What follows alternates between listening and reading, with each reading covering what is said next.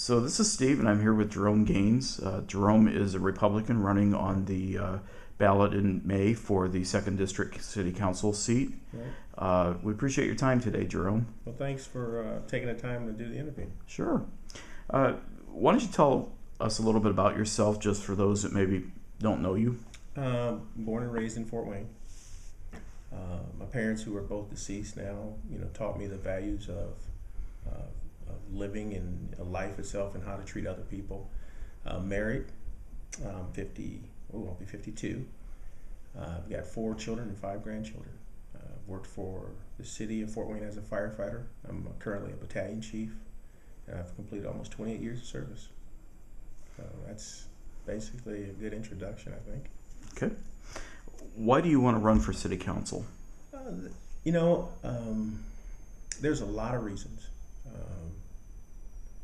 But there's 2 reasons that probably stick out more than the rest. And the first one is when I announced, I was talking about people living in the 2nd District. I consider myself, I'm a conservative. And I think that if you're going to represent a group of people, you have to share common beliefs. And I just don't think that the current 2nd District representative shares the same beliefs with the majority of people living in the 2nd District. That's the first reason. The second reason is working in government. It has given me an opportunity to see how government operates from the inside. And I can tell you from what I've seen on the inside, it's really scary. And I just believe that we need to go a different direction, and we need to change how we do business if we want to continue to be a city or continue to grow and be competitive with other cities. So in order to do that, we need to change not only the mindset of government itself and the people that work for government, but we need to change in leadership. So those are the 2 reasons. Mm-hmm. What do you see as the role of city council? I think city council, their role is to obviously oversee the finances of the city, to make sure that we are investing and spending the money wisely. So I think that's their primary role, to do that, to make sure that we're providing a quality of life for the citizens in Fort Wayne, and we're listening to the citizens in Fort Wayne, and we're using their tax dollars wisely. Mm-hmm. So. Okay. How do you feel about the light lease, the legacy Fort Wayne, the funds that we're going to be receiving, the city's going to be receiving?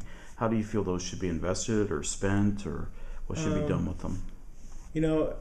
First thing I want to say is that what frustrates me more is how people have a tendency to take credit for someone else's work. The money that we are receiving from the light lease fund started with a guy that made the decision to sell that utility over 30 years ago. And, it cost him, but who would have thought 30 plus years later we would have went through what we went through in this country as far as the economy and the downturn, and that money, ended up being a lifesaver to us. It took over 30 some years for that money to accumulate. And what concerns me, there's these different committees going, or not committees, there's different community groups where people can come in and give their opinion on how to spend the money. I know there's a board or committee that was put together by the mayor to basically come up with some solutions. I think, me personally, I look at it as running my own personal household. When things are good, obviously you have more disposable income that you can spend on those nice things that you want in life. And when things get tight, you cut back on that spending. You change your spending habits. And I think here in the country, the economy, has it improved from over the last year or 2? Yes. But is it where it should be? No. So I think you have to take that and keep that in your mind and consider that. So my concern is, I don't want to see this money just wasted.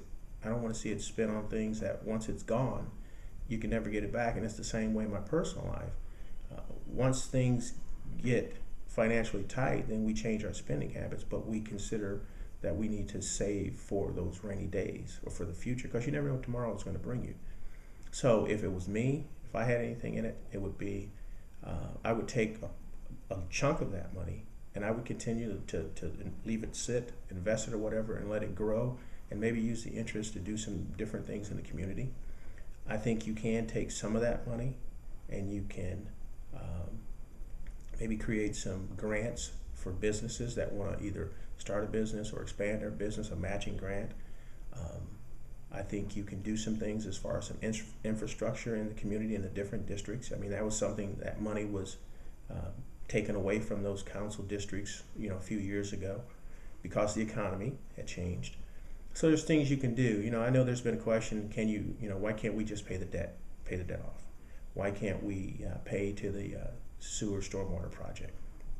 My thinking is this: just like you as a taxpayer, just like me as a taxpayer, there are certain debts that you will always have. That's just a part of living. And it's the same as the city. As a government, you're going to always have some type of debt. You will never be debt free. If we look at the debt that the city has right now on the books, part of that debt was not something that the city went out themselves and did. A large chunk of that was something that was mandated by the federal government. So there was no way they could get around that. So I think something like that, to take that light lease money and say, well, let's put this toward that, I think you're wasting the money. Because in the end, we know that when that project was first put out to the public and what it would cost, that was X number of years ago. Well, we know that because of inflation and so forth, that it's going to cost more.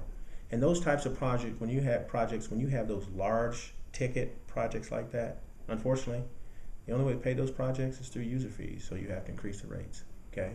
And you're talking about the combined sewer overflows. Right. That's right.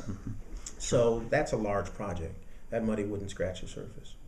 And as far as like I said earlier, paying the debt off, you never pay the debt off.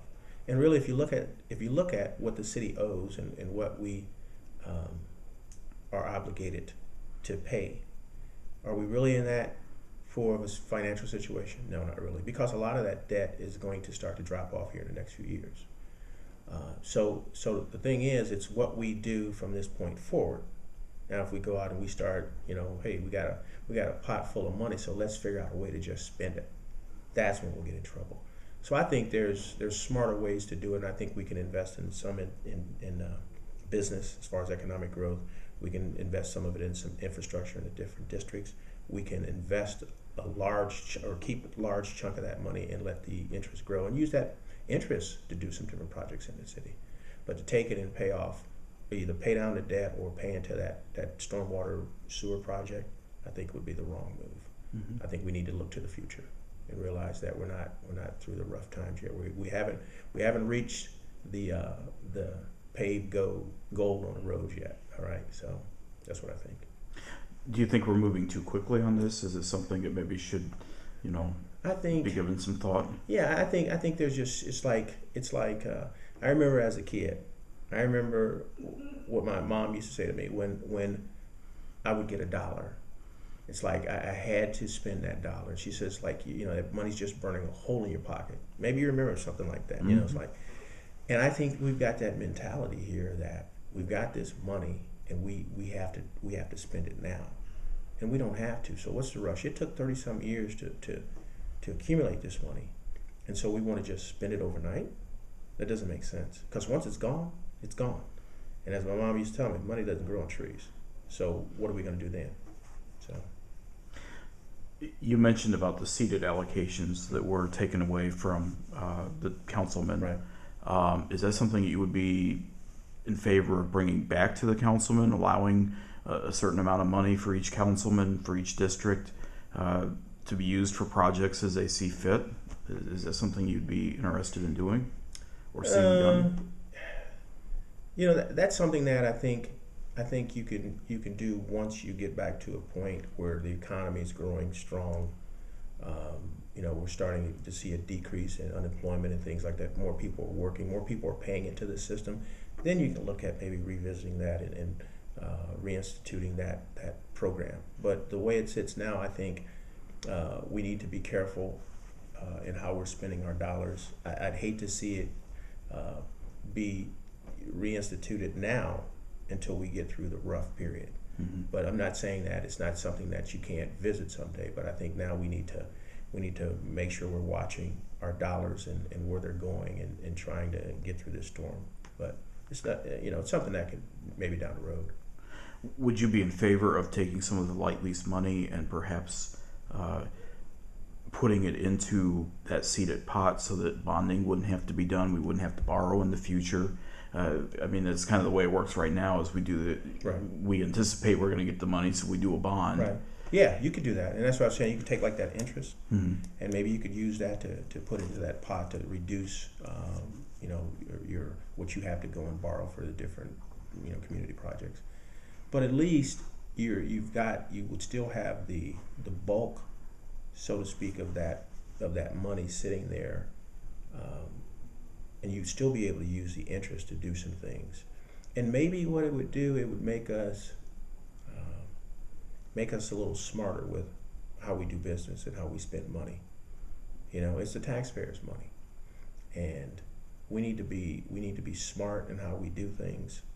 And so maybe that will make us think before we react, versus, okay, we got all this money, so now we can just go spend it. And I know that if that's the case, there's going to be some waste. And like I said, when it's gone, it's gone. So it'll slow us up. It'll slow us up to think about and prioritize the projects, things that need to occur. So.